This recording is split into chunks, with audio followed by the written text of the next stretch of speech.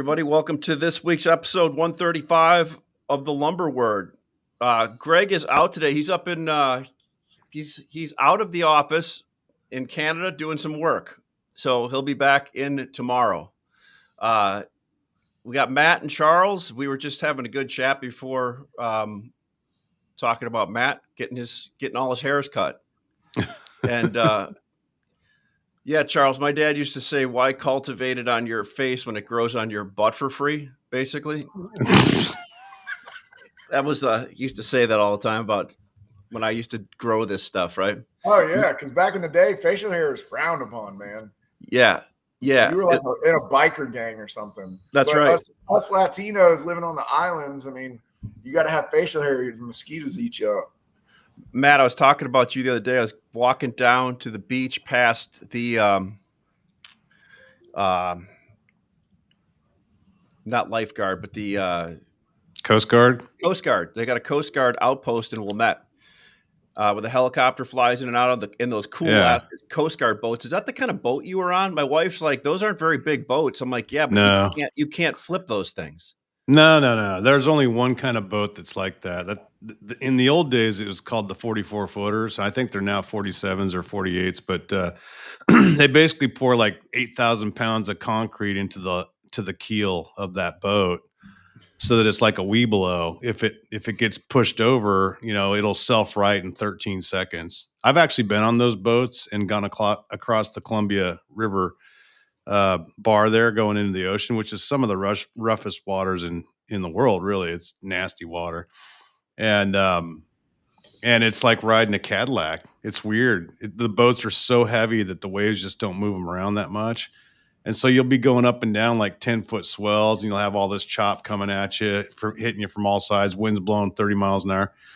And those boats just ride like they're a Cadillac on the highway, man. You barely feel anything. It's amazing the amount of power it would take to turn one of those things over.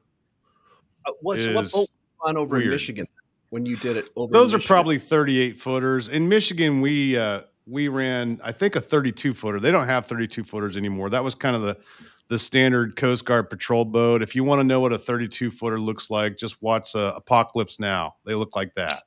So when they're going up the river, they kind of look like that kind of. It's a closed cabin. It's a 3-person crew. It's not a very big boat. That's good. But the other boat that we ran in Michigan when I was up in Manistee was the French RGB boats, which is what the Navy SEALs use to do their infiltrations. They're like little jet boats with rubber pontoons on the side. Yeah, and there's just a one man. There's a one man pilot. He just stands in the middle at the console. He doesn't sit. He stands, and it's like the thing goes so fast you can chase down seagulls. They turn on a dime. Well, my wife was saying, well, what possible problems could happen over in Michigan? I'm like, are you kidding me? I mean, you got all kinds of people just flooding that. Isn't that where Al Capone brought all the liquor over from Canada?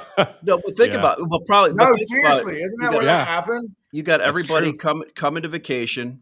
Probably never. Some of them are great boaters. Some of them never have boated.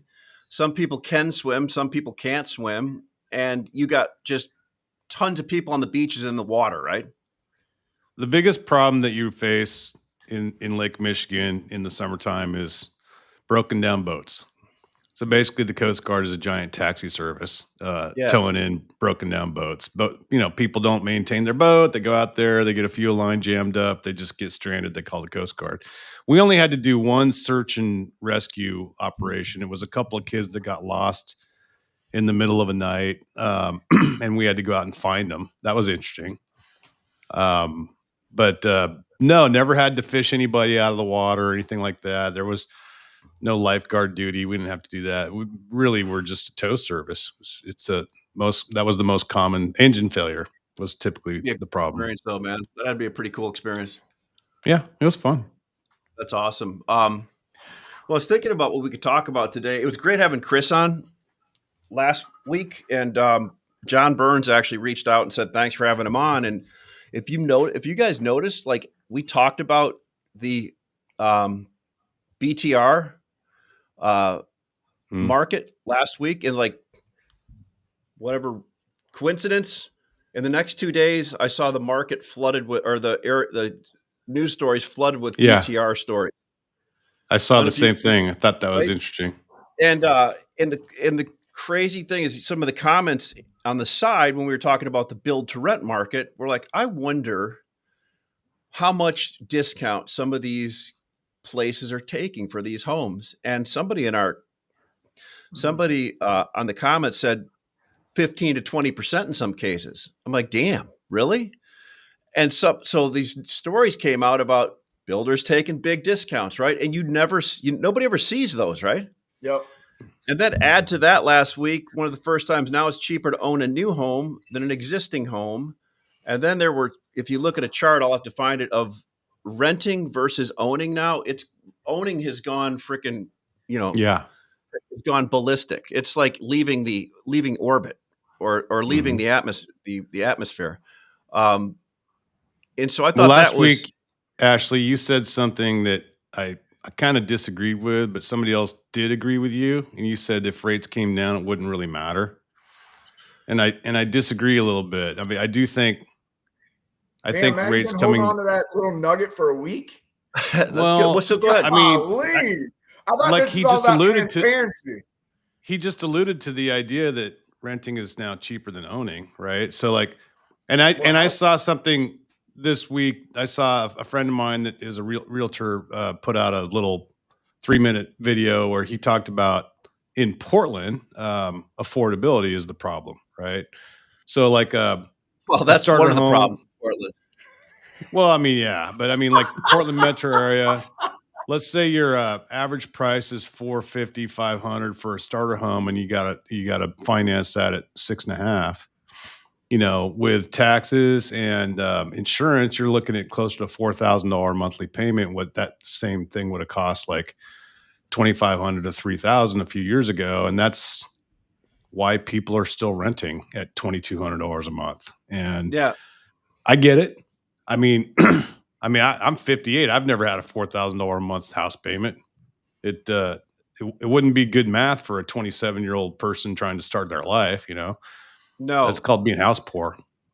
I was talking to Greg last week about this and about he doesn't follow the social media as much as I probably follow it. Maybe I follow it too much, and the rift or the disdain between the younger generations and the boomers, right? Like we joke about it, but there's some people that go off on it, right? Like boomers should move out of their houses. Boomers are taking up too much space. They had it easy. And but what this is all leading to, I mean, this kind of ties into housing, is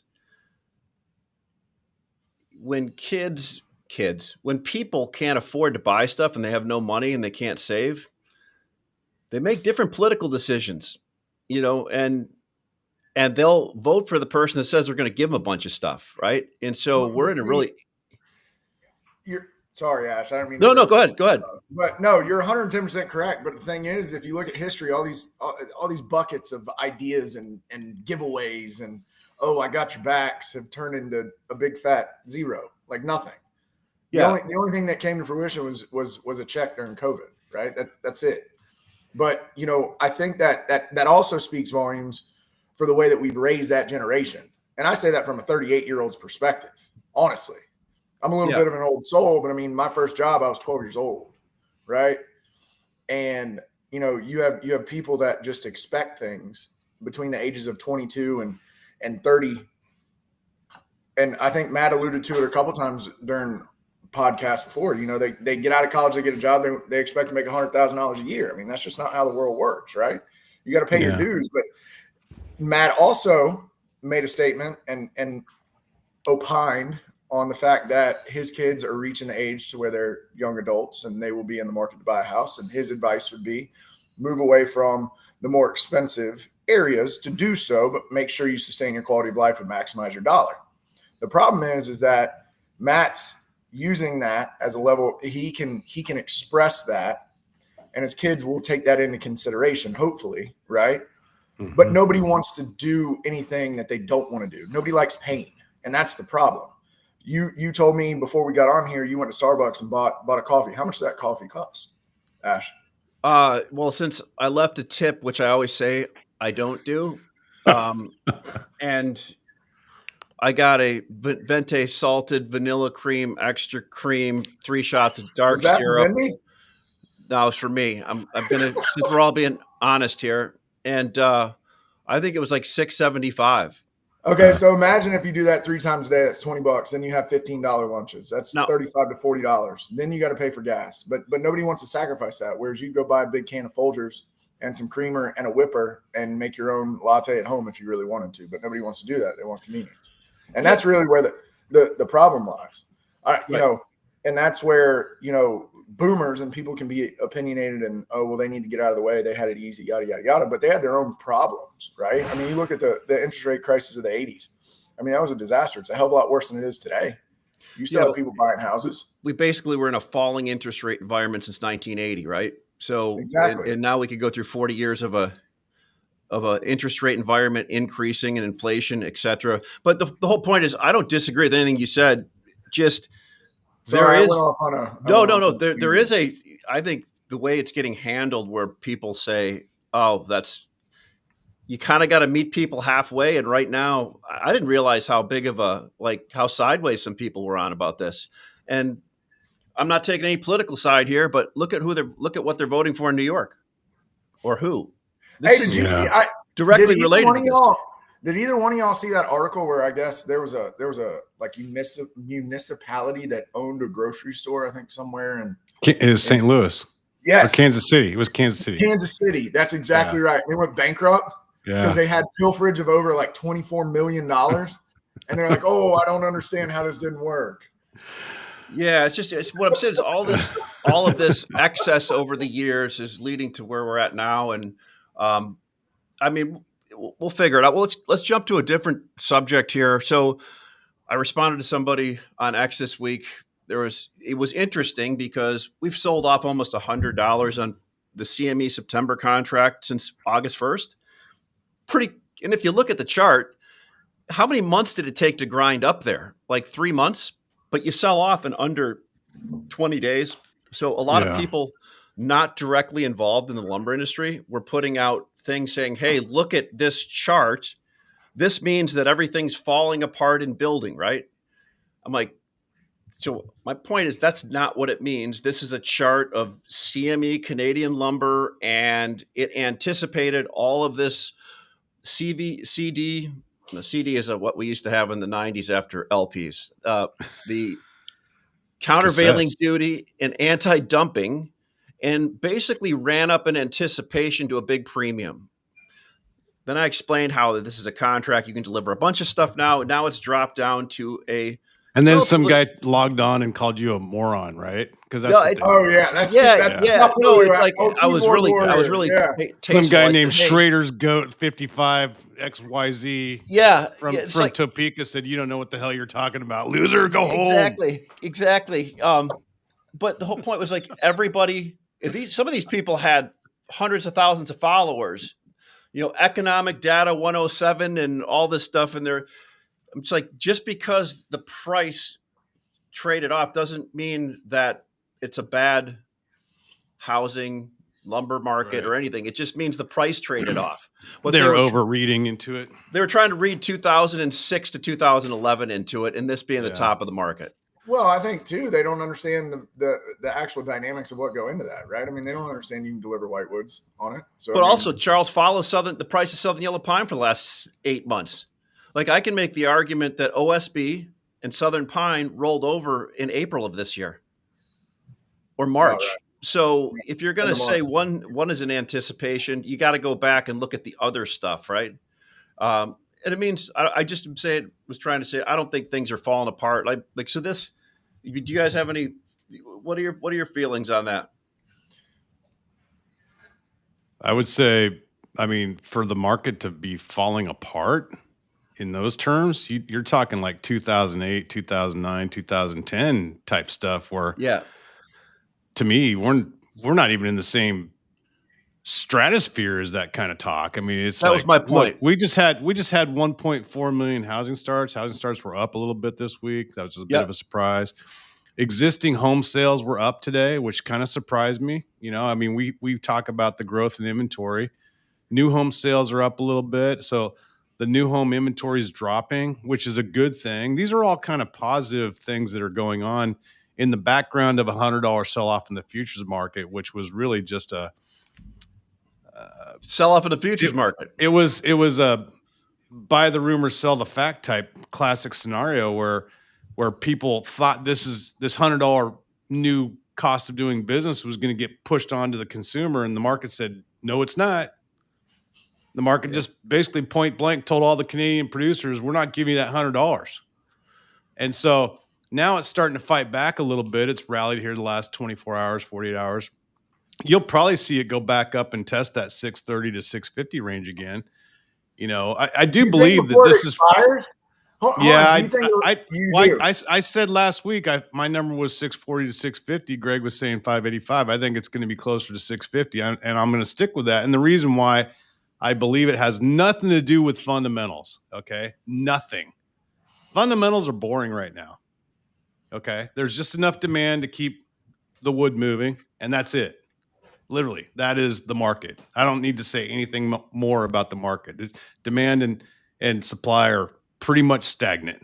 But I do believe that supply side is going to be affected here. I think there's some mills that are in trouble, and there's going to be some curtailments announced. It's going to catch some people off guard, and I think some programs are going to get canceled, and I think some contracts are going to get renegotiated or canceled outright going into 2026. I think there's going to be some disruption going forward. And I don't want to guess when that's going to be, and I don't want to guess who it's going to be, but I just assume it's going to happen. The entire market that we've been existing in for the last 2+ years is all on the supply side. All of it. Yeah. Demand's steady as a rock. It's 1.2 to 1.4. It just stays there. So yeah. Why would you expect that to change without a surge in demand? Where's the surge in demand going to come from? I agree. I mean, I just follow. I don't trade it, but I follow OSB and Pine, and I'm looking for them to be a canary in the coal mine more than I am for a CME contract with where most people still thinks it's Canadian spruce, and they're putting all their feelings into the trading part of it, right? By the way, did you guys see the new CME contract? The CME is partnering with FanDuel to have small contracts, like betting types of contracts, if I read it right. Like, so they're doing something with FanDuel. Wow. Which is a total head scratcher to me. I don't know what to think. Are we going to get Brondo as a sponsor? Brondo. It has President Camacho going to sign off on that? I don't know. It was odd reading. I got to read into it more and see what it says. I will tell you I'll just jump on Eastern Spruce and Euro this week. Eastern Spruce finally we printed down this Wednesday last week. I think print was very kind to people that sell contracts and spruce, and I think anything that was getting reported this week of sales outside of contracts, even though there wasn't a lot of volume done, is pretty low. Like literally, if I look at different things, I was selling out of reloads, Boston reloads, $30 to $40 on 2x4 specified 8s, 10s, 12s, 14s, and 16s just to get stuff, and I wasn't getting a lot of business. 2x6, not so much. But again, we're not really bidding on a lot of stuff. The mills I talked to today are coming off pretty hard, and not hard. They're coming off slightly in prices. But what they told me is they sounded frustrated talking to them this morning. And they're putting a price out, and people are bidding them 20, 30, 40 under the last big trading price. I'm like, hey, that's where people are probably comfortable owning it, right? Yeah. Western, Matt, I don't know what's what U.S. and Canada doing? Are they still tacking on 10% onto prices and not selling anything? Or? We're such a different kind of we have one mill with a high reputation for quality that makes a lot of 18s and 20s, and that sort of separates us from a big production mill pumping out a bunch of 816s. And so it's really hard to parallel what I see internally versus what I see externally, because we're doing something different. But the general feeling that I get talking to people in the office and outside the office is that people want orders, and if you have 2x4, it's easier to get those orders for the most part. If you have anything that's not 2x4, you're going to have to negotiate a little bit harder than you might want to, and that you're going to negotiate on the price and the tally. And so, interesting observation though that 2x8 has tightened up quite a bit in Western species. There's hardly any of it available. 2x10 is trying to tighten up a little bit. We haven't seen 2x12 completely disappear off the face of the earth yet, but I wonder if this fall we'll get a bunch of smaller logs coming into sawmills, and that'll impact 2x10 and 2x12 production. That happens a lot. So I'll see. We'll see what happens there, but I'm still waiting for 2x6 to make a move, man. Every time you think 2x6 would be a good investment, then it just goes down another $20 and makes you scratch your head. So well, the difference, it's still the same. 2x6, from what we're seeing on the spruce side, could be wrong, and that didn't move down at the same velocity that 2x4 moved down. I mean, it never moved up. I mean, it's just been stuck in the low to mid 500s, Midwest. And 2x4, we've sold as high, in the room, we've sold in the high 600s, low 700s for the right tallies, for specified tallies. And you sold trucks of 16s out of the ports over 700 at one point. I don't know if you're still getting that. I'm selling 650. I'm selling 650 in the Cape for second week of September on 2x4 right, 16. So those are still pretty good numbers, right? But it's like, there's nothing in the market that tells me that we're going to be trading hem fir and Doug fir at 700 on September 15th or September 15th when it expires. I mean, we never got there prior to that, right? I mean, yeah.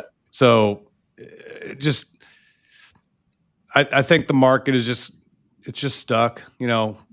We can't go anywhere unless demand really increases. Demand could increase on the multifamily if these numbers that you're talking about are accurate. And it shows that in the stats this year, because Greg's been talking about multifamily being better.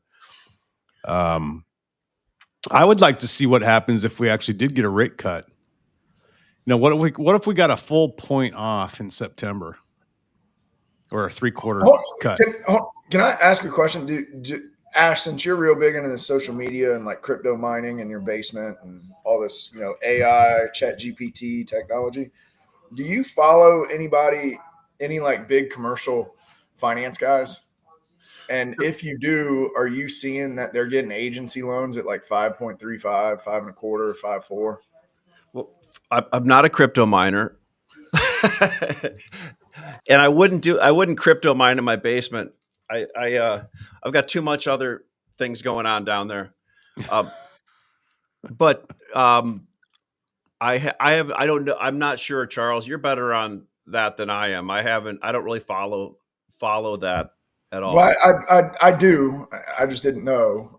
Just trying to bring everybody into the conversation. Yeah, go. There's a couple guys that I follow, and I mean they're getting 5.25 up to 5.4 on agency loans. I mean with low LTVs, right? 40 to 60%, they're getting good rates. But I mean, if you're in the PE business and you want to do ground up multifamily, I mean you can get a pretty good deal done at those levels versus what's involved with those kind of loans? What's the downside to them, or what's? I mean, it's agency, so it's Freddie and Fannie. Yeah. And then you also have to have a significant sum up front. Yeah, I mean, you got to have. You're not doing a 10%. Equity. Yeah, you got to have 40% equity to do it. But I mean, if you're in private equity, you can raise the money to do it on a $50 million, $60 million project. I mean, yeah, I'd imagine it's not. I mean, but I don't know. So here, J Dog said, "Is Eurowood getting hit with a 15% tariff?" Since he didn't tell me I could say his name, I was just going back and forth with a really smart person in the industry. He said the U.S. and the EU have to finalize and sign, but the intent is that lumber would be subject to a max 15% tariff. More details to come. Basically, an agreement, assuming this is a preliminary trade framework. So nothing is done yet, from what I can tell. It's just a framework. So Well, you're I think saying we got. that Go ahead. I'm clarifying that we are to expect in the future there will be a 50% tax on the European lumber, which would also drive down supply. Mm-hmm. Correct? Yes. Man, Okay. you're batting 1,000 today, Matty B. I don't know about that 650 call, but you're pretty good on the curtailment less supply thing. Thanks, He bud. also put, this is also suspect. It could be a clue that Canada is not going to get a stack tariff, but that's a guess. So I guess my answer is maybe Europe gets something and then Canada doesn't, but do your own due diligence and research. I don't know. The Now, whole point. are we getting that minimum 15% from framework, right? From something that's pre-existing between us to them, do you think? I just told you more than I know from reading a text from somebody. I have no idea. Your guess is as good as good as mine. All I know is this morning, everybody trading was calling me, screaming from the rooftops about 232, Yeah. and I'm like, okay, Let's cool. talk about Section 232. Yeah, I have no idea. I talked to Greg about it this morning, and he was like, "Whatevs." Right? What are your thoughts, Charles, on Section 232? I mean, I'm here to play the game. I don't know. I mean, I don't know enough about it to speak intellectually outside of, if we're going to do it or not. I think Section 232 isn't a national security issue. Isn't I that think what it is. Section Yeah, 232? it's a supply chain. Yeah. It has to do with us protecting our own national security, and they're calling timber and lumber a national security issue, which kind of cracks me up. It's like, we're going to build a silo of lumber and logs in the backyard there. I don't know what the hell. So now the Canadians all decided to say, you know what, we're not shipping anything across from 2 months. We're going on a hard stop. Yeah. And run the price of lumber to $3,000 and $20 studs. I guess that would be a national security issue, right? Not really. I guess it could be looked at as one. I mean, we're sitting on the largest chunk of federal timberland that's untapped in the world, other than maybe Russia.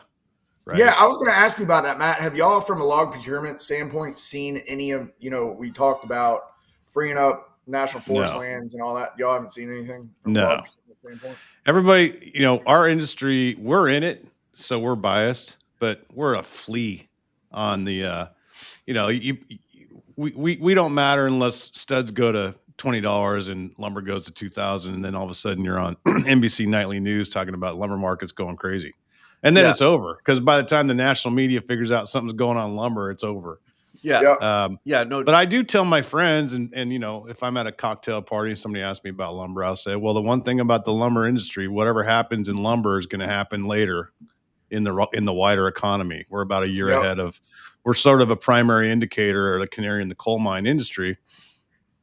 And anyway, I'm just getting off topic here. This Section 232 thing that does kind of crack me up, though, considering we have, I could just drive 20 minutes from here and I'm in the middle of the Mount Hood National Forest, and there's been no cutting up there in 50 years, other than just thinning out, and they'll keep the logging roads open for the public, but they're not actively logging, and haven't been, and have no plans to anytime soon. I got one thing I want to say. I love all the people in Canada, but those forest fires you got up in Saskatchewan and Alberta that are coming down and surrounding my house, can you guys put those things out? I'm actually happy. Please, because it's really annoying. And it's going on now? So this year, the smoke's coming down to Illinois. This year we've had the worst smoke, and I guess air ratings, air quality, because it's like a perfect world with a funnel runs down. You're the vortex, and it's brutal. And I guess I was curious what the difference is this year. Are they just in an area where they just let it burn and don't do anything with it, or is it like a scrub brush type of tree, or what's going on? Why is it happening? Right? Yeah, I didn't know. It's interesting you brought that up, because I read something this morning that I was kind of unaware of. But apparently Quebec, there's an aerial photo that I saw that Quebec, I think it's Quebec, has no fires, and everything west of it is chock full of fires. But apparently Quebec is the only province that does not spray glyphosate in their forests for management purposes. Okay. Isn't that basically Roundup? Yeah. Yeah. That's exactly what it is. Yeah. Wow, man, you strapped the tinfoil hat on there. I thought it was I thought it was direct energy weapons. Are we going to start talking about weather modification? Yeah, exactly. Well, we talked a little bit about that. Let's talk, Charles. Tell us what's going on in Pine. Like before we got on the call, before we flipped it on, Charles and I are like, Greg's not missing anything this week. But I was telling him, like, this was like being in the pit back in the day when you'd watch it, and it was either top or bottom of the market. We get eerily quiet, and then something would happen, right? And I feel like we're in that eerily quiet moment right now to get anything done. So, like Pine, is there anything new going on in Pine? What's same? No, I mean, it's the same thing that we talked about last week. I mean, the situation's probably gotten a little bit worse. I mean, discounts are precipitous in 6 and narrow, 4 and 6 inch. I mean, 8 inches, okay. 12 inch has not gotten any levity in what I feel like a year and a half. So, I mean, it's difficult to get business done, and you're not cheap enough ever. Doesn't matter what the number is. So what's the future pricing model look like for something in December start or January start? Are you able to get PO, or you just want like a true risk number? That's a good question. I want two answers. I want the one that you want to get, which you think is appropriate risk, and I want the one that other people are willing to take that you consider to be risky or stupid. Anywhere from $60 to $75 over delivered for December through February. And people want you to take it at 15 over today's cash price. Gosh, they're willing to pay you 15 over? Charles, but that doesn't even cover the cost of money. No, it does not. Yesterday, I was just out there having fun and putting numbers that were really cheap on stuff. Yeah. Just how many POs did you get, Ash? I sold some stuff at higher, but some people, I think I scared some people, right? Yeah. Like one guy this morning, I sent it over $25 on 2x4 16s, cheaper than I would have taken down in the Cape. He goes, I think I'm going to hold off. Like, I can't even buy them there. I'm like, okay. Right? Because the guy's a waffler anyway, right? And all I'm going to do is force somebody else to do something stupid then. And I don't do that to a lot of people, but certain people I do that to, right? Ash is cheesing up the mousetrap as we speak. I'm trying to find the market. I am trying to find the market and find out it's okay to sell a truck or two cheap. It's not a problem with that. Yeah. But my point here is, like, the price isn't an issue here. The price is the problem as you go lower. Everybody's froze up. I think they need to buy? I kind of do. Do I think they're going to? I don't know, because we are getting calls, Matt, like orders I took yesterday. Like, hey, when do you think? I know it was for 2 weeks, but when do you think? Could you get it there tomorrow? Like, what? But the great thing is we can in a lot of cases. So I'm seeing a lot of that. Are you still seeing trucking being loose and available, and prices are still soft, or is it changing? Yeah, it's still loose in some lanes. I think it's tightened up a little bit in a couple of them. We're having a little bit tougher time getting some stuff down to the Carolinas, where Charles and I did some stuff a couple weeks ago, and I got them there the next day or 2 days later. Yeah. I was actually going to give you kudos on that, because you hang your hat on, we don't like specific ship dates. I don't. I put you under the fire, and you're like, oh, they're going to be there tomorrow. I was like, no, but the difference is you told me before we did the business together. That's true. That is true. What I don't like is when I do something with somebody and then they go, and I do it cheap, and they want me to, so you can take a cheap order and you can take a hard order, but you should never take a cheap and hard order. Yeah. So you basically paid me a decent price, and we got it delivered on time. So it worked out great for both of us. Definitely. Matt, we should start doing that. We got to find. I'm gonna have to reinvent myself, dude. I got to go further east than Texas. Hey Matt, can I ask you? Like, I wish I could move some of your whitewoods. You put out a great list on those cars of whitewoods. Like, what? It's going away. I mean, it's the end of the run. There's not much left in terms of variety, and so I'm just cleaning up the last little. I probably got about 4 more cars of lumber to sell, and then that's it. That run's done, and on to the next one, whenever that may be. For those of you who don't know what we're talking about, in the West, you can stamp your lumber Katy hem fir, it could be Doug fir, it could be fir larch, it could be ESLP, it could be SPF South, it could be whitewoods or western woods. That's commonly known as the WW grade stamp. A lot of stud mills use the WW grade stamp as a catch-all for species that grow in the same areas where they're going to harvest the Doug fir and hem fir logs. They'll also pull out ponderosa pine or alpine fir or red fir or some of these non-standard types of logs that are still valuable and harvestable, and you can turn it into lumber. And so whitewood is produced by the California, Oregon, Washington, Idaho, Montana mills as mainly a stud item for a 2x4, number 2, 92s, 104s, 116s. But there are some dimension mills left that still make it. I know Sierra makes it, Collins Pine makes it, Shasta Green makes it, Blue Mountain / Pendleton Lumber makes it. There's Thompson River. There's a few other mills over. I think Vaughan even makes it from time to time. And so that stuff is what I'm talking about. That is a lower strength rating type of lumber than Doug fir or hem fir, but still a viable piece of plate stock in many markets like Texas, New Mexico, Arizona, California, mainly Western markets. So if you have questions about it, we have been selling this stuff into non-traditional markets, Minnesota, Nebraska, Iowa, Illinois. I would like to see some go into Kansas, Missouri, Arkansas. I think those markets are ripe to buy this stuff in the right application.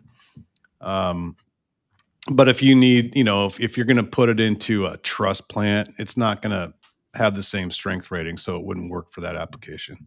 But if you have questions about it, reach out to me. I will help you. Cool. Just to let you guys, what we want to move. We got 2x4 10s up in the Northeast, no S. We're probably going to move 10 trucks of those. I've got great prices on 2x4 1650 and 21 MSR up in the Northeast, Boston and Buffalo. Been selling a lot of that, and some no grade stamp 2x4 16 euro coming into the Cape. Charles, what about yourself? What do you got going down? If you want to buy it, let's talk. I don't really give a shit what it is. 9 foot, 2x4, 2x6 pine. Give us an update on that. How's that? I mean, there's liquidity. It's just at levels that you may or may not want to take, right? I mean, it is what it is. It's a difficult trade right now. It's a very, very difficult. All right. trade. Well, we'll have Greg next week. I've got some more guests starting to get lined up. We did we're trending a lot higher, plodding along. People love the conversation. If anybody has an idea for guests, let us know. But make sure you reach out to Matt and Charles. And when I put this out on podcasts, I always put Matt, Charles' email below, contact information. And one thing, since we do this for free and give away a lot of information, the way that we get back from this is people give us business. So, Matt has been in the business forever and does a great job. Like he said, in those whitewoods or shit, Matt, like you got more number 3 and stuff down in Texas than most people. And people should contact you for all kinds of stuff because your whole trading floor is pretty thick with value, I would think. Well, likewise, I think all of the people, you and Charles and Greg, are extremely talented people in the business. And, I feel I'm pretty fortunate to have met you 25 years ago. It's opened up some doors, Greg. I met Greg through you. I've met Charles through you. So you're the kind of the common denominator in all this, Ashley, is you're the hub. I mean, you're the glue that keeps us all together. I always tell Greg I make everything. I just take his idea and make him mine, but I make sure I give him credit for it. But no, I appreciate all you guys do, and I thank you. I have a lot of fun doing it. But like I said, everybody, if they enjoy listening to this, one of the ways to help out and support us for the time is to give us business, and we'd appreciate that. Give us an opportunity to get your business. Sure. All right, guys. Well, appreciate it. Thanks for doing it on a Thursday and accommodating me because I had to do it on Thursday. And we'll get together again next week. All right. Have a great one, you guys. Bye, guys. Hey, you too. See ya.